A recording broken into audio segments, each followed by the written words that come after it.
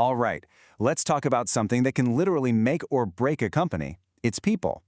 Today, we're going to dive into how you can stop guessing and start strategizing when it comes to your workforce, transforming it from a question mark into your biggest advantage. Let's get into it. First up, let's talk about a problem I'm sure many of you know all too well: the headcount headache.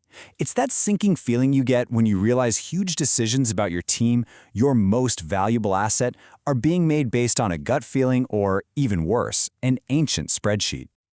So let me ask you this. How much does it really cost to get hiring wrong? Seriously, think about it for a second. It's not just the salary or the recruiting fee. No.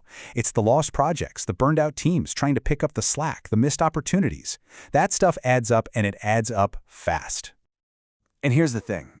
These aren't just one-off problems. They're symptoms of a much bigger issue. You know, that mad dash to hire someone for a project that kicked off last week? Or that oh no moment when you realize your team isn't equipped for the company's next big move.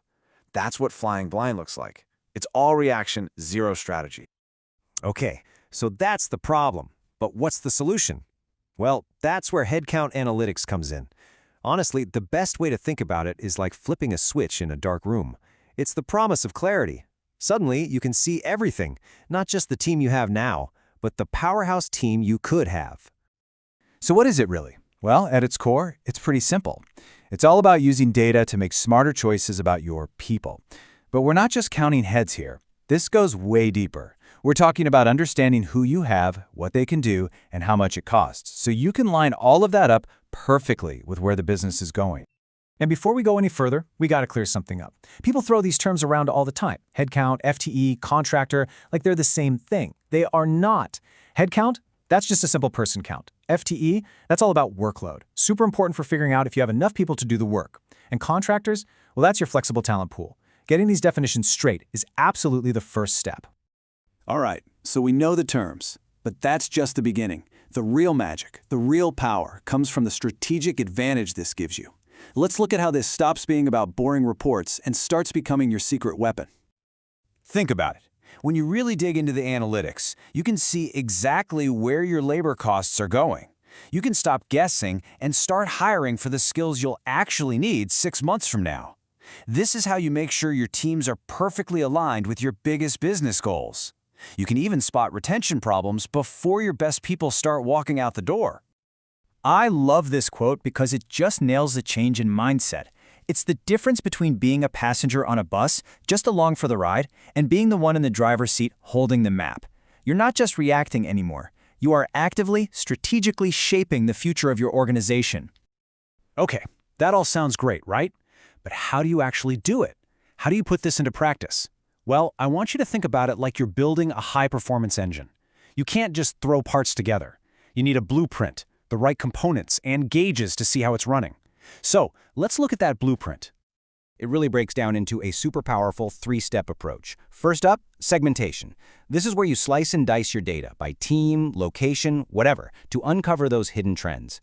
Next, you forecast. You look at your history and your business goals to predict what you're going to need. And finally, the really cool part, modeling. You run what-if scenarios. What if we open a new office? What if attrition doubles? This gets you ready for pretty much anything.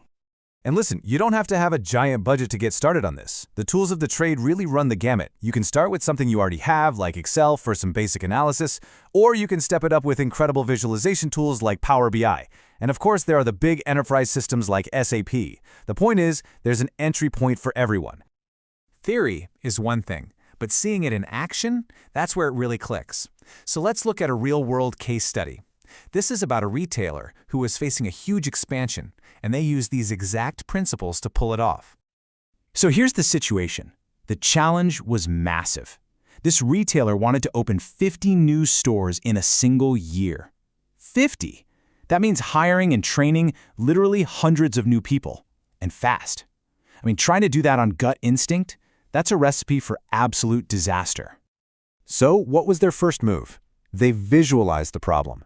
And this right here is a perfect example of why a simple chart can be so powerful. It showed them, in black and white, they needed 1,500 new hires. But their current recruiting pipeline, it was only going to produce about 400. That gap, that massive 1,100-person gap, made the problem impossible to ignore. It created the urgency they needed. So the big question, how do you close a gap that big? Well, they used predictive modeling. Remember steps 2 and 3 from our blueprint? That's exactly what they did. They used data to figure out which cities were the best places to hire. They even forecasted attrition. How many people were likely to quit so they can hire more than they needed upfront. All of this let them build a smart, realistic hiring plan instead of just panicking. And their result, it speaks for itself. They did it. All 50 stores open on schedule. They were fully staffed with trained people on day 1. By trading guesswork for strategy, they literally avoided millions of dollars in lost revenue from delays. That is the power of this approach. So if there is one single thing I want you to walk away with today, let it be this. This is not just about HR reports.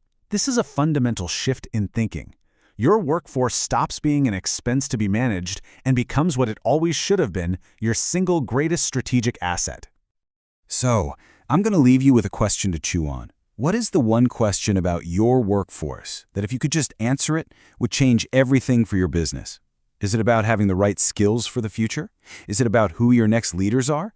Whatever it is, finding that answer, well, that's your first step to building a truly unstoppable organization.